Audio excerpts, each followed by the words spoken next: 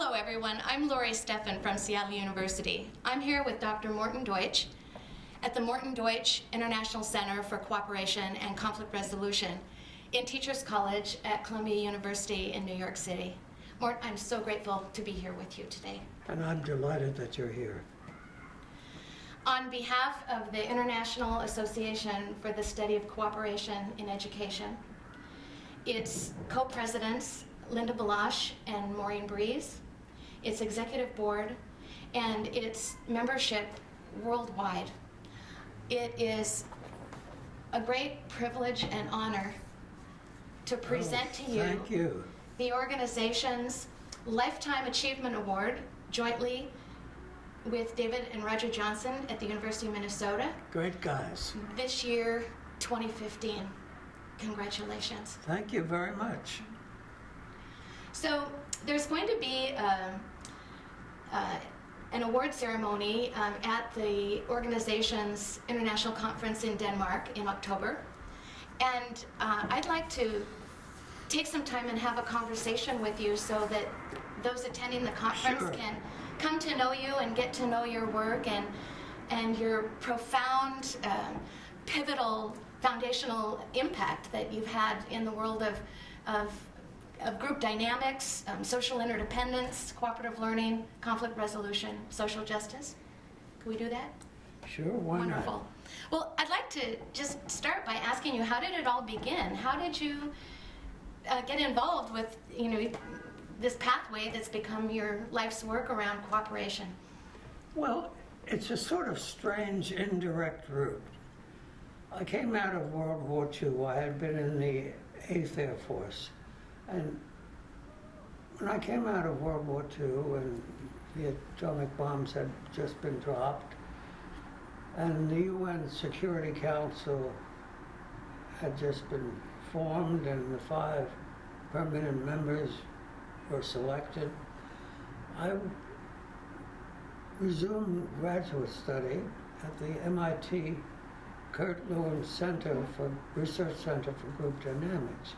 That was in 1945, September 1945. And I was resolved, as a result of my experience in World War II and the nuclear bombs, that I would want to contribute something for a peaceful world, make the world more peaceful. So I thought of the UN Security Council and the 5 permanent members, and I wondered whether they would cooperate or compete.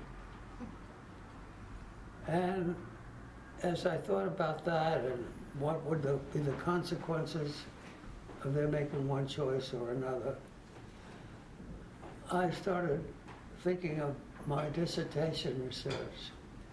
And at Kurt Lewin's center, the atmosphere was, there's nothing so practical as a good theory. So I turned that interest in peace and cooperation competition at the UN into a theoretical and research dissertation on the effects of cooperation and competition. In the process of doing my research, I used the students I was teaching in an introductory psychology course. I formed them into 10 groups of 5 people each. 5 groups were going to be graded competitively. The one who contributed most to the group would get an A, second most B, C, D, and D. I didn't fail anybody. Brutal. And the 5 cooperative groups, members would get the same grade, depending on how well actually they did in comparison theoretically with other groups. So strong interdependence that you had built in for them. And that was the fundamental study, and behind it was a whole theory. And the research supported the theory. Now, it led to cooperative education because I found that the cooperative groups learned a lot more than the competitive groups. So the learning tied it in Yeah. with teaching and education. Right. And I wrote an article on that, and it was published, I think, in an education journal. Obscure article somewhere that I can't probably even locate now. But when I took my degree and finally ended up here at Teachers College, and David Johnson was one of my first students, he became very interested in this work. And he did a lot of thinking about it. And he's the one, with his brother and others, to have really helped develop the field of cooperative education. I think I gave him the stimulus for it, and I think I gave him the theoretical model that underlies cooperative learning. And of course, I am David's doctoral. You're Yes. an intellectual grandchild. So we're all in the lineage from Morton Deutsch. Yes, and we've all felt that it's better to cooperate than to get into a win-lose struggle, you know?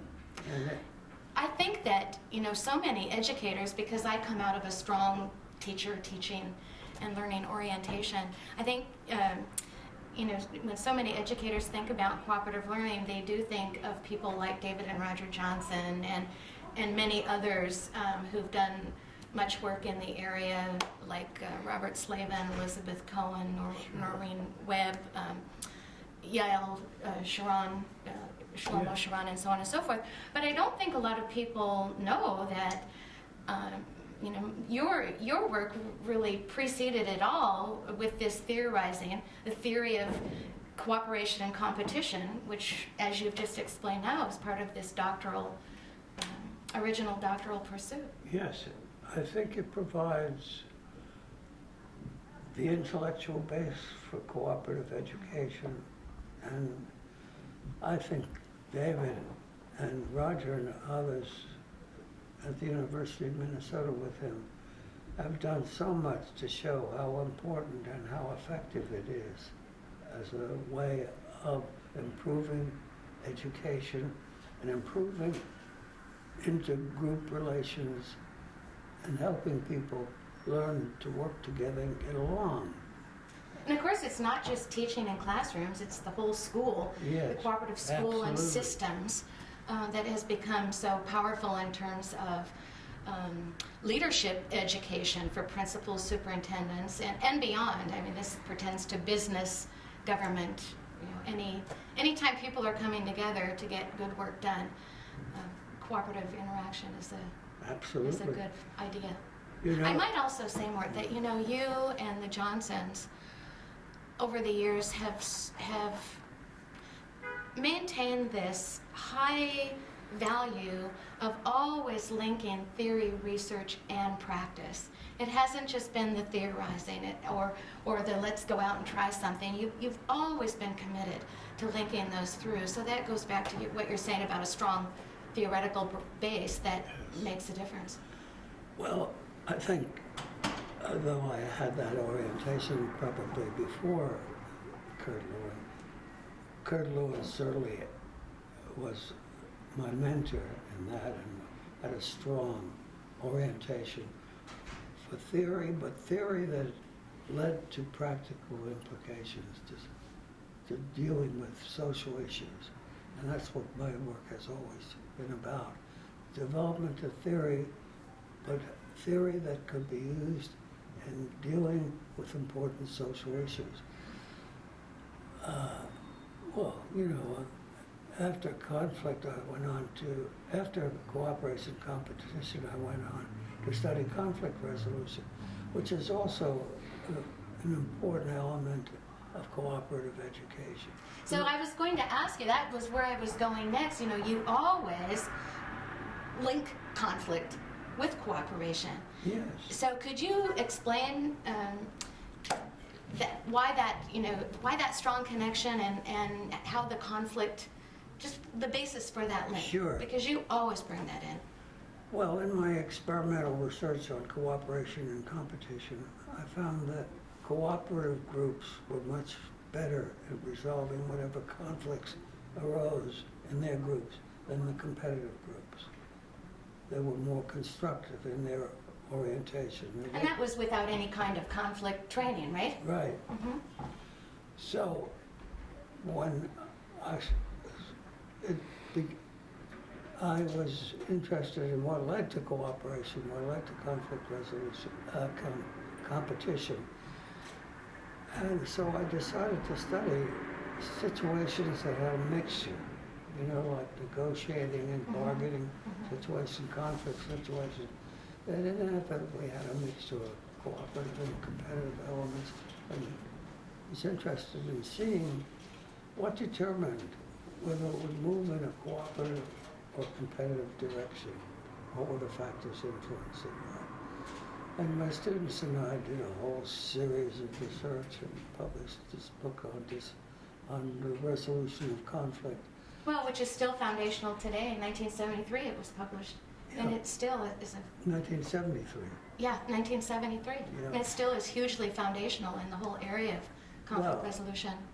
We did lots of different studies with lots of different variables. And ultimately we came up with a rather simple theoretical solution, basically. What I call Deutsch's crude law of social relations. That is, the typical effects of cooperation tend to induce cooperation, and the typical effects of competition tend to induce competition. Like the typical effect of cooperation is honest, open communication. Honest, open communication. Being willing to share. Yeah. Trusting, friendly attitudes, willing to help the other, willing to empower the other, to share power. All of those factors contribute to the development of a constructive resolution of conflict. On the other hand, if the competitive effects, where you try to mislead the other, so communication tends to break down, you don't trust the other, you tend to try to oppose and block the other is proposing. And you don't want to enhance the power of the other, you want to minimize the power of the other. Those sorts of effects tend to lead to a destructive resolution of conflict when you introduce that into a mixed motive situation. So that was an important element to involve in cooperative education too, because it's important to learn how to manage the inevitable conflicts that are going to arise in cooperative situations as well as in other situations, to handle them in a constructive manner. And we found that, of course, some of the issues around which conflict was centered were issues of distributive justice. And so Which brought you into the social justice area. Well, I know that much of your work has been leveraged towards social justice, particularly you've written much about awakening a sense of injustice. Right. And overcoming oppression. Mm-hmm. So disrupting oppression.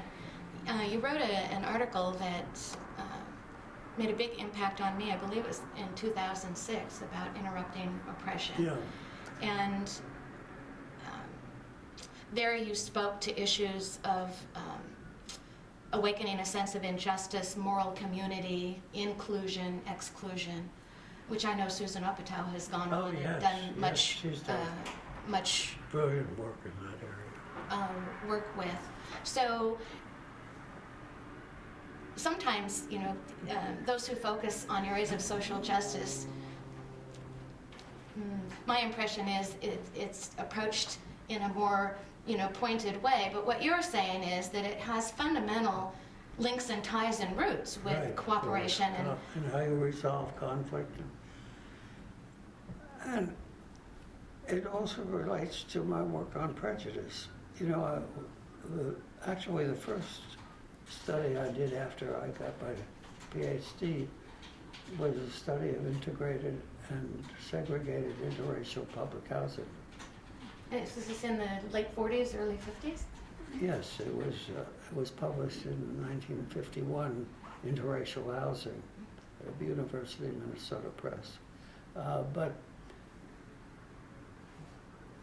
the point is, in this study, and then since I'm actually writing something about it now, and I told you I started off with an interest in issues of war and peace. Mm-hmm.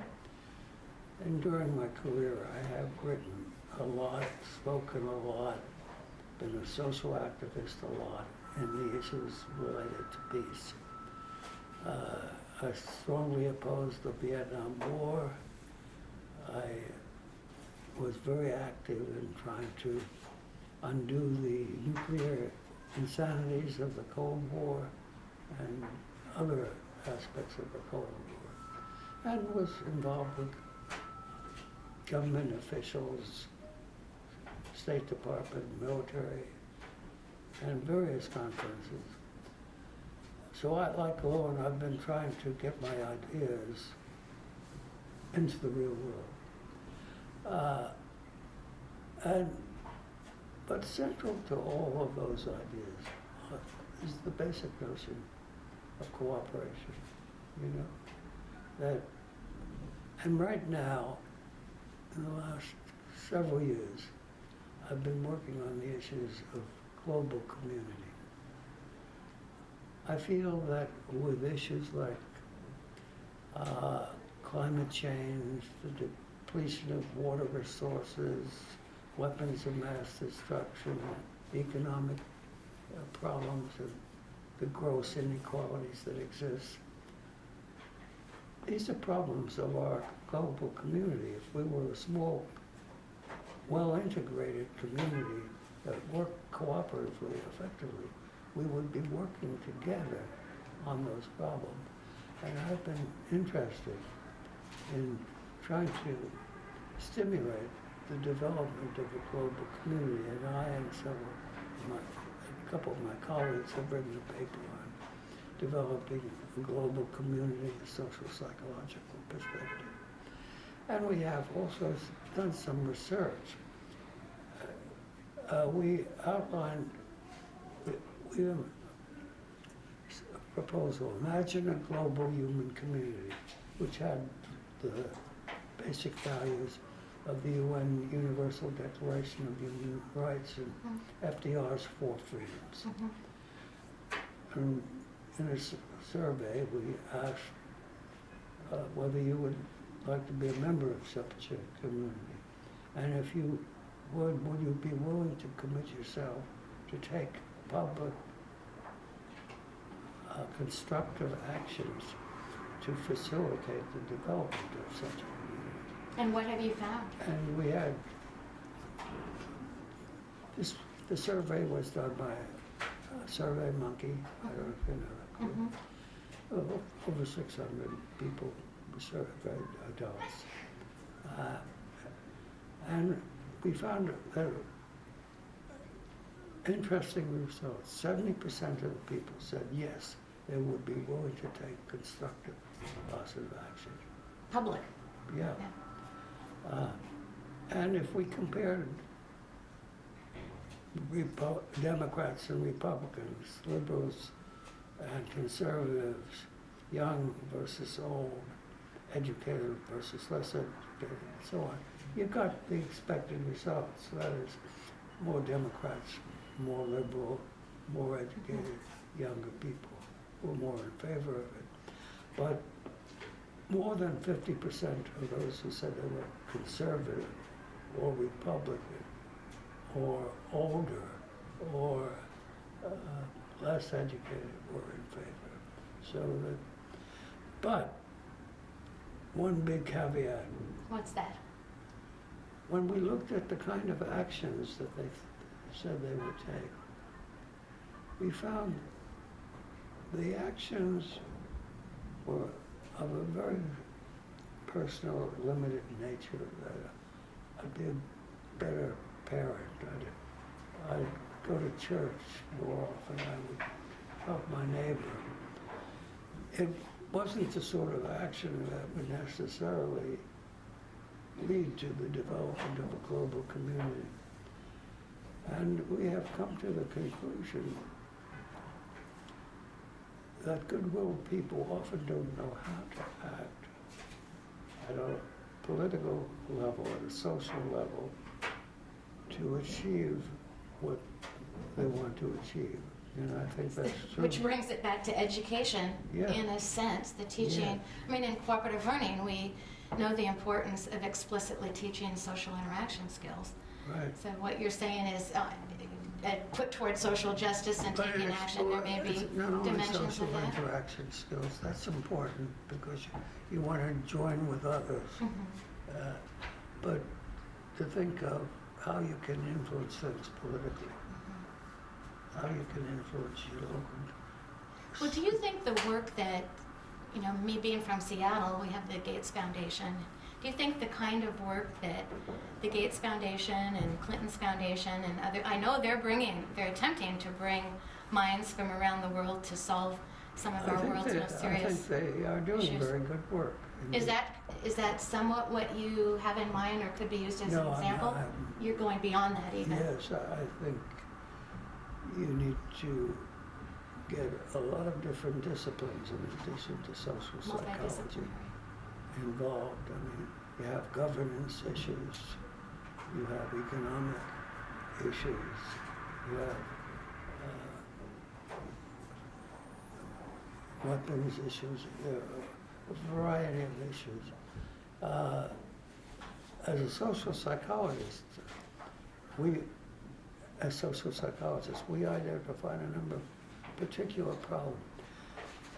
How do you develop that sense of positive interdependence globally so that people in Seattle as well as Beijing and New York and Rio de Janeiro and wherever all feel that they're linked together and recognize that your fate depends upon their fate, and their fate depends on your fate. Secondly, how do you develop a time perspective that goes beyond the next 3 months or next year, goes to include the next 3 generations at least? How do you also develop the kind of open-mindedness that peace education and cooperative education stimulates, so that people who feel quite strong ideological differences are able to have a constructive dialogue and find out where they agree as well as where they disagree. Well, especially in light of, you know, perceived scarcity or times when Sure. conflicts, I know the research says that then, you know, those are times when the competitive Yes. conflicts do not always play out constructively in those situations. I mean, we see that. Yeah, of course. Yeah. We see, I mean, the present state of the world is that the internal conflict among nations is leading to harm to our ecological, biophysical environment, which is necessary to sustain human well-being. Globally. Yeah, globally. Affects everyone. Right. So what role do you see social media playing when you speak to this more global interdependence? Do you think about that? Could you speak to that or share your thoughts with us Sure. around that? You take a look at what happens typically now as we approach presidential elections in 2016.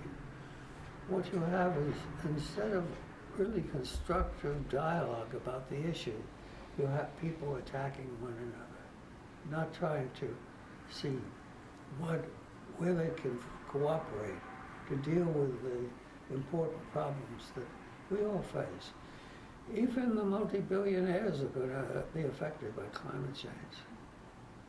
I mean, you know.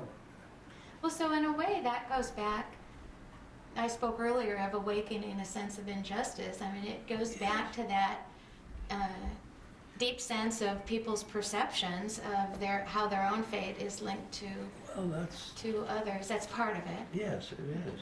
It is. So, and that sense of mutual, and I mean, that's what cooperative means. It means you have that sense of mutual positive interdependence, and you want to work to facilitate its productive use. I know that the center here, you've linked with organizations and individuals worldwide. I know you've worked with the United Nations, yes? Yes. Is there any standout project that has been conducted or that you're currently involved in? Well, I'm not really currently active except in writing and sort of advising. But yes, at the UN we did a lot of training of staff. We even had a course for people at the UN that I participated in. And one of the students, but he was a mature student before I served as his doctoral dissertation advisor, is the ombudsman for the UN. Currently? Yes. And Peter has been doing work on developing mediation programs at the UN, and a lot more that I am not fully up to date with. I mean, I think those are really courageous steps because it goes back to recognizing a deeply complex problem, but not being satisfied with just dealing with it in an intellectual, theoretical, getting out there and trying to leverage people coming together to truly learn and solve, which again brings it back to teachers' roles in education. Peter is really an outstanding guy for this because, he was an actor before he became involved as a graduate student here. I'm basically somewhat shy, introverted person, and so I'm not as good at public presentation and getting, people involved. I work better with small groups and, students and stuff like that. I've had, I think, powerful indirect effects. Like the thing I'm most proud of, I don't know if you know of this, two former people from Poland, both psychologists, have spent a fair amount of time here with me. One was a leading member of the Communist Party, Janusz Rakowski, and one was a leading member of the Solidarity movement, Janusz Sierlak. They both, in a sense, learned our approach to negotiation and conflict resolution. And they were leading negotiators, Rakowski for the Communist Party, and Sierlak for the Solidarity movement, during the transfer, the peaceful transfer of power from the communist government to the Solidarity movement and both have written thank you letters to me for the help I gave them in terms of their way of approaching conflict. I know many of your stories, but I thank you for sharing that. I did not know that. So are the letters framed and in your office? You're much too humble for that. They're, I think I've attached it to a chapter I wrote in this book on theories in social psychology that a number of people edited. So we can Yes. read the letters. Yeah. Well, I'm going to go find that writing. Yeah. Yeah. Thank you for that. There's so many educators that are attending this conference, and many are newer to cooperative learning and don't know the history. So I'm wondering what words of wisdom would you give to people newer, and then taking it for those of us who've been at this for a while, what would you encourage us to focus on? I think the basic first fact is to help everyone realize how positively interdependent they are.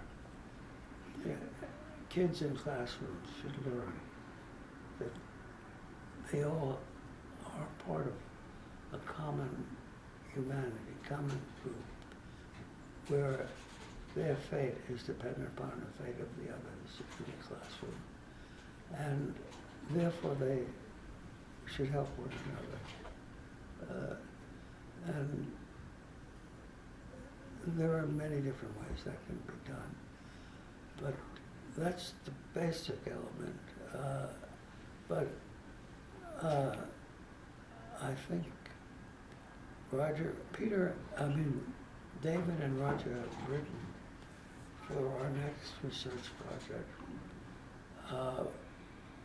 what can be done to foster cooperative education.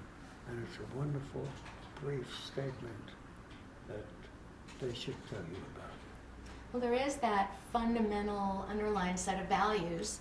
Yes, but they tell you are foundational to this. how you can help transform the system, how you as an adult can work with other people to stimulate the growth.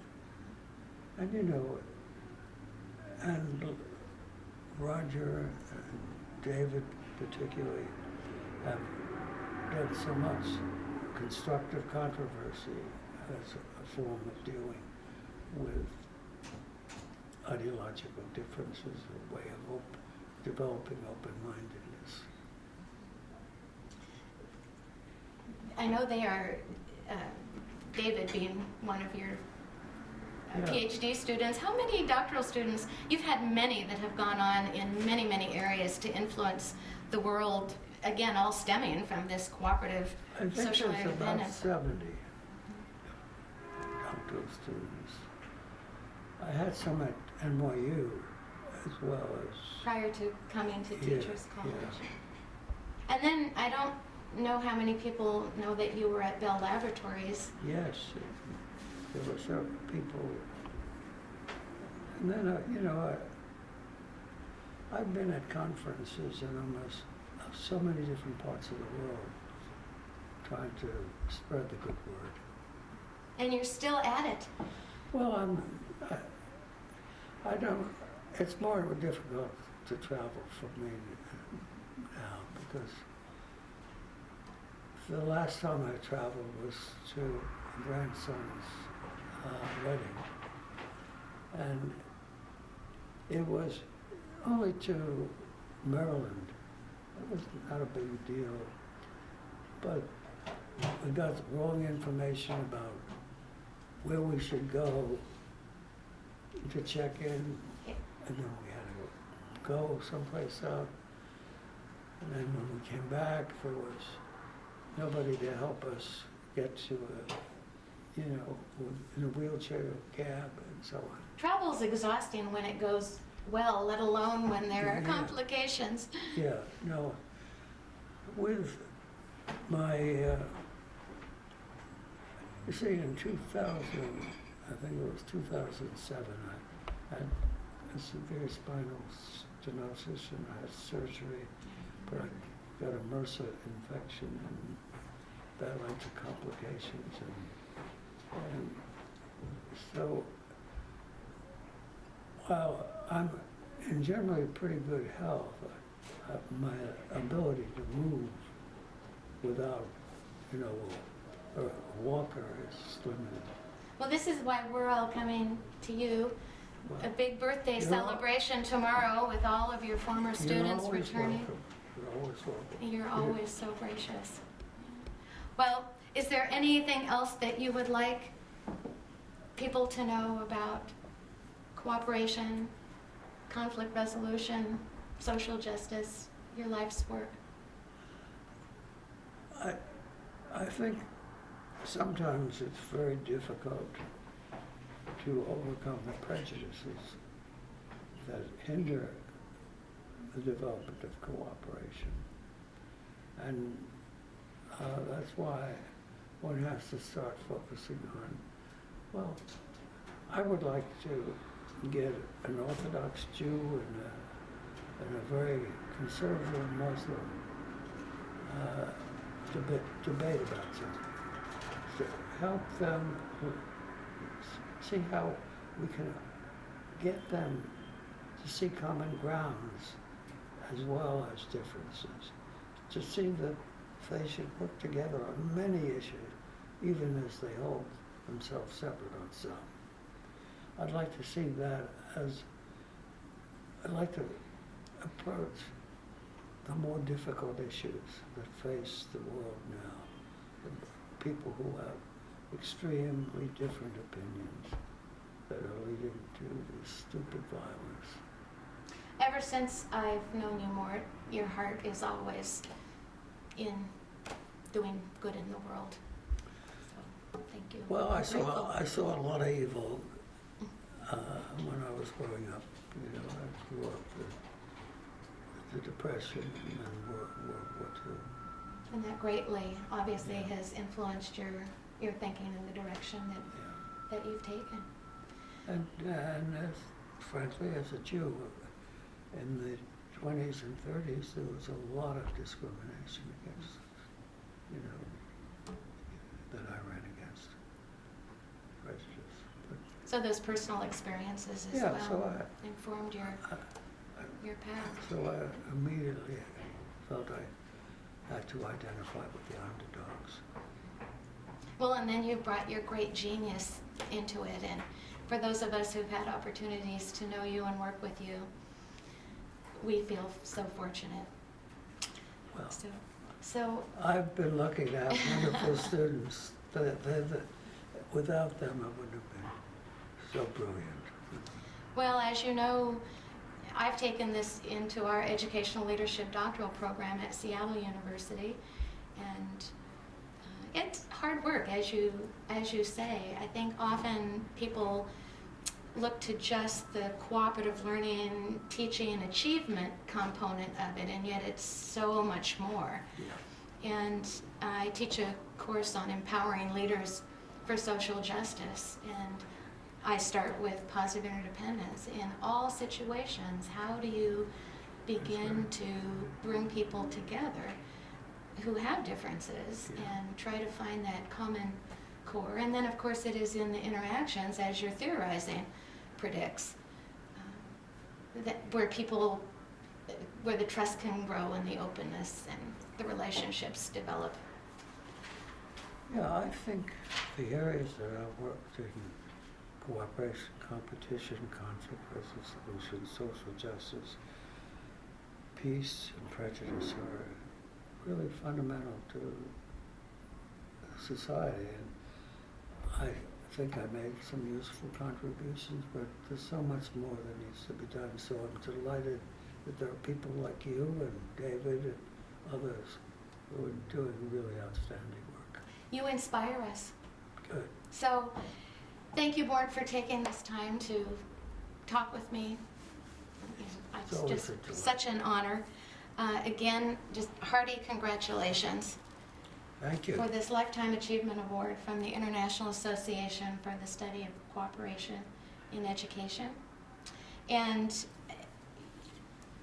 your work has just been so foundational, so pivotal and influential for all that has come from your original theorizing. Well, thank you. I just want to personally thank you for being such a mentor.